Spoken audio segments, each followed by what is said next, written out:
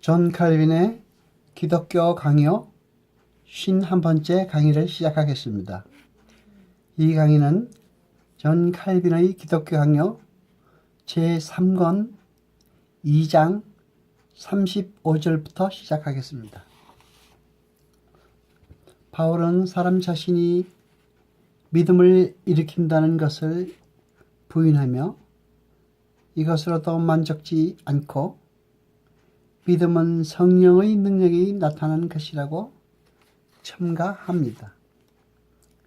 요컨대 그리스도께서는 그의 영의 힘으로 우리를 조명하셔서 믿음을 가지게 하실 때에 동시에 우리를 자신의 몸에 접붙이심으로 우리는 모든 좋은 것에 참여하게 되는 것입니다.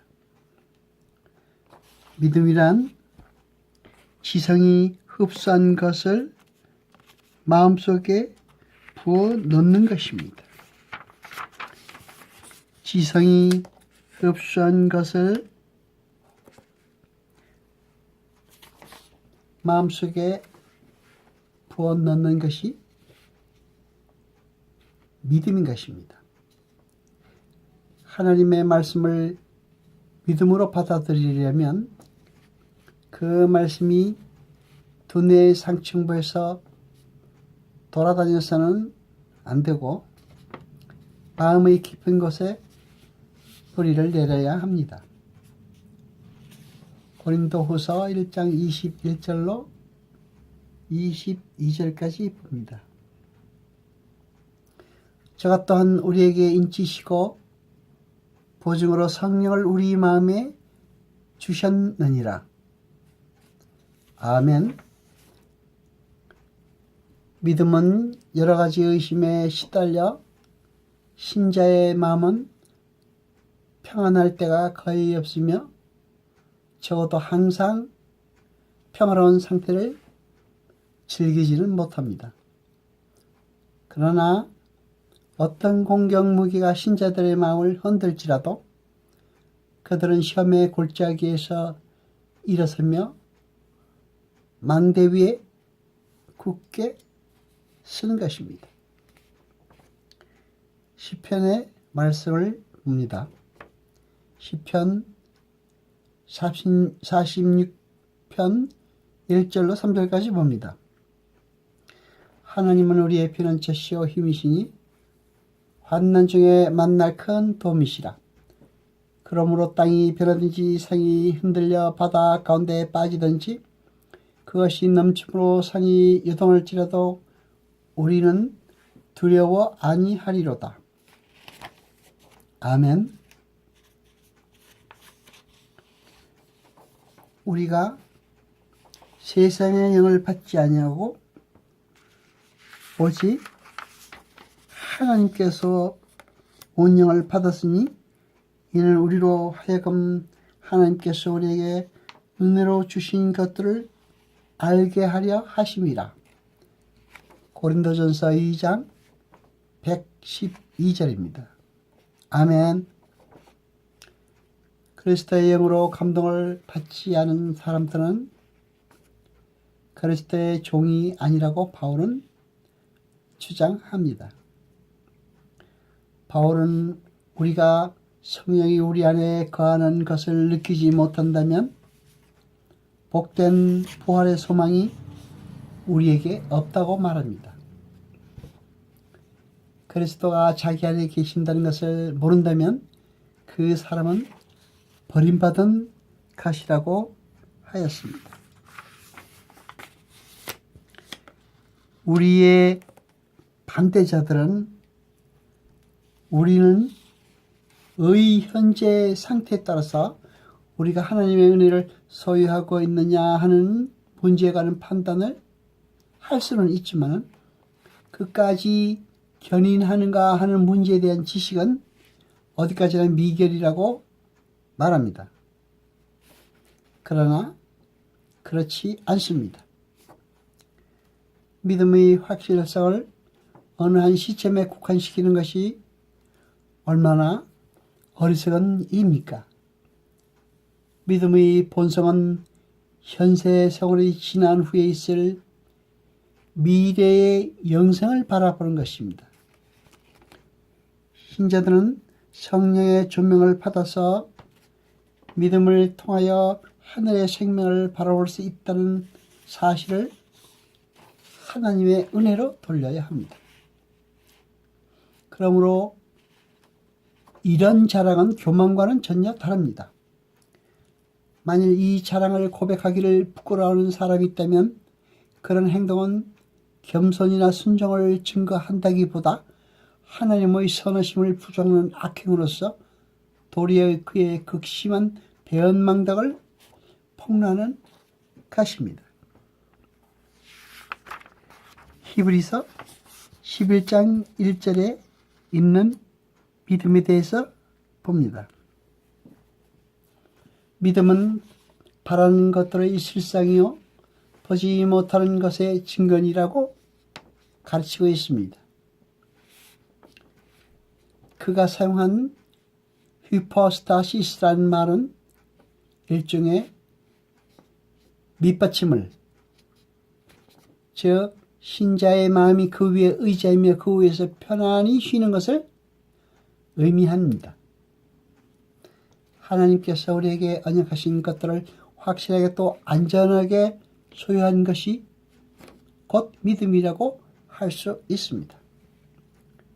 바울은 마치 믿음은 나타나지 않는 것들의 증거, 즉 보이지 않는 것들을 보며 모호한 것들의 명료하며 현재 없는 것들의 현전이요 숨은 것들의 봄이라고 말하려고 한 것입니다. 하나님의 비밀들, 특히 우리의 구원에 속한 비밀들은 그대로는 또는 그 본성대로는 인식할 수 없습니다. 우리는 하나님의 말씀에서 볼 수 있을 뿐입니다. 그리고 하나님께서 말씀하시는 일을 무엇이나 이미 실행된 것, 실현된 것으로 인정하리만큼 우리는 하나님의 말씀은 진실하다고 확신해야 합니다.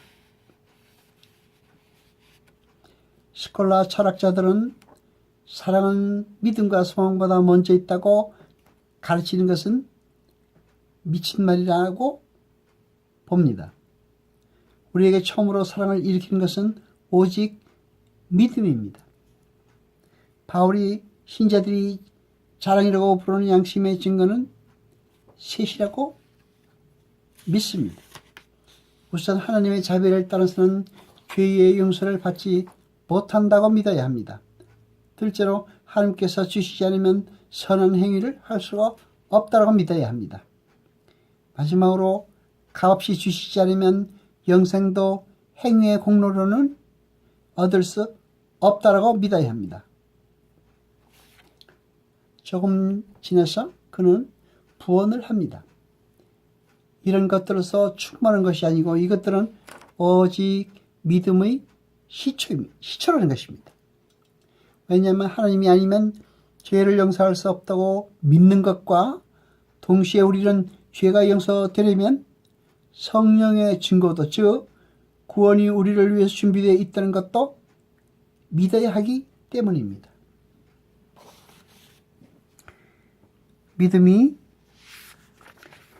믿음에 대해서 말하면 믿음은 그것이 살아있는 곳에서는 반드시 영원한 구원에 대한 소망을 불가분리의 동반자로서 곁에 가지고 있어야 합니다. 믿음은 그 자체 내에서 소망을 일으키며 생산을 합니다. 이 소망을 제거한다면 아무리 응면적으로 또 아름다운 말로 믿음을 논할지라도 믿음이 없다는 판단을 받아야 합니다. 이미 말한 바와 같이 하나님의 진실성을 확실한 것이 믿음입니다. 소망은 하나님께서 진실하게 약속하셨다고 믿는 일들에 대한 기대입니다. 이와 같이 믿음은 하나님은 진실하시다고 믿으며 소망은 하나님의 진실성이 밝히 나타내는 때를 기다립니다. 즉 믿음은 하나님을 우리의 아버지라 믿으며 소망은 그가 우리에게 대해서 항상 아버지가 되시리라고 예상합니다. 믿음은 우리가 영생을 받았다고 믿으며 소망은 영생이 언젠가는 나타나리라고 예상합니다. 믿음은 소망의 토대요, 소망은 믿음의 영향을 주며 힘을 줍니다.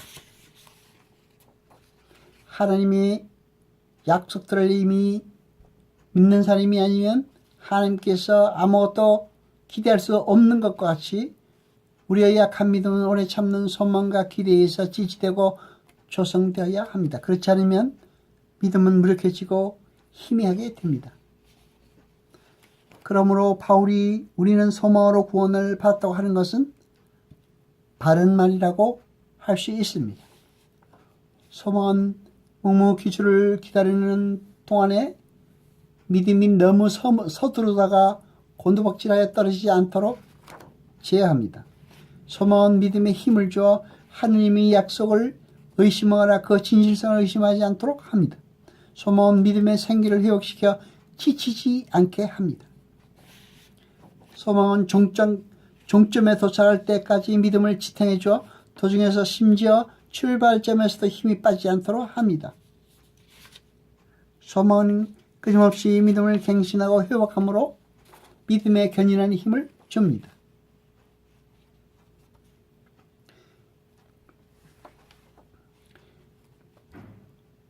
피터 롬바르트는 다음같이 얘기했습니다. 공로 없이 무엇을 감히 소망한다는 것은 소망이 아니라 참남이라고 하는 것이 옳다라고 말했습니다. 그러나 이것은 틀렸습니다.